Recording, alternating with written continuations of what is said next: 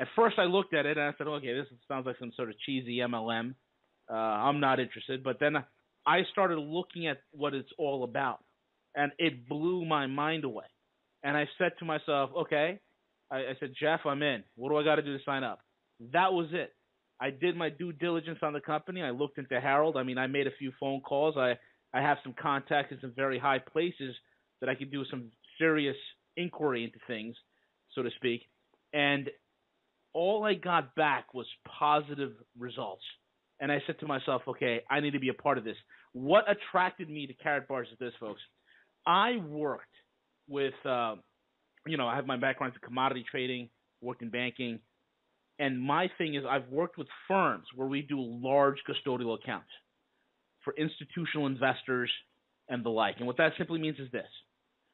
I would handle, if somebody gives me a call, hey, V, you know what, I want to get $5, $10, $20, $30 million in gold.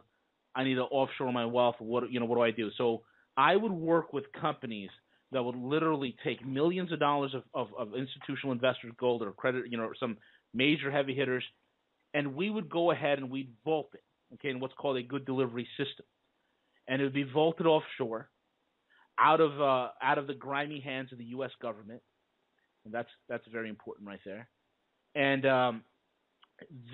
vaulting it offshore, and then that vaulting company would keep the gold, and gold is a store of wealth. Okay, there's a lot of people get currency and money mixed up.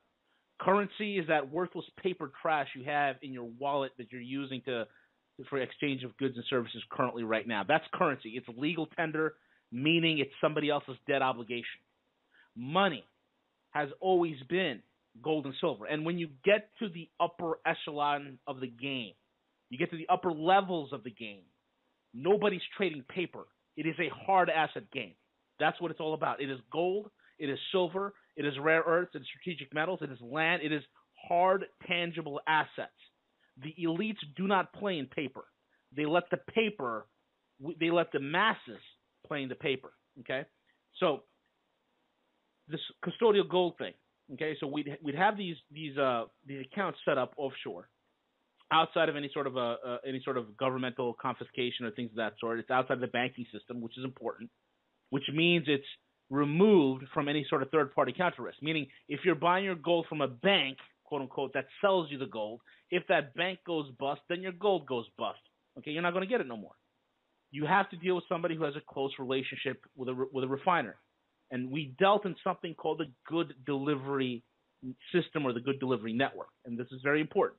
A good delivery system is basically a relationship between a broker, vaulting companies, bullion banks, and refiners. Okay? So the broker would go to the refiner and get the gold, pure gold, cutting out the middleman, LBMA certified, serial number, the whole 9 yards. Let me know if some of this stuff sounds familiar, right? Okay.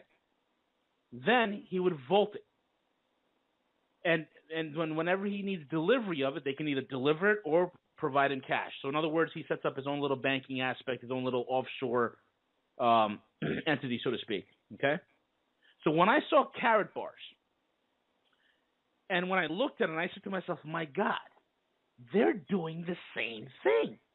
But they're doing it on a level where you don't need to be a multi-millionaire in order to get involved. They are putting the most precious, tangible asset that you and I could own into the hands of every single able-bodied person. That is what blew me away. They have a relationship with a LBMA certified refiner. You're getting a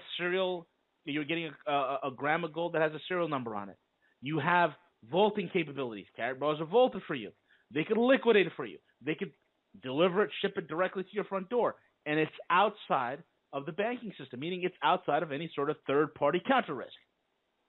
So when I looked at that from my big world that I'm dealing with all these major players, and I saw a company taking the lead in bringing something that was once relegated to somebody with a very high net worth and bringing it to a level where the average person could afford it, I was blown away.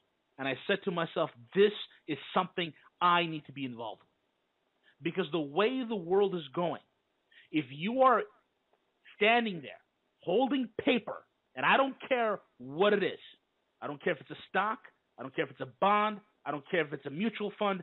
I don't care if it's an annuity. I don't care what it is. It is all denominated in the most toxic asset in the world, which is fast becoming the United States dollar. And that, Pat, is the reason why I got involved.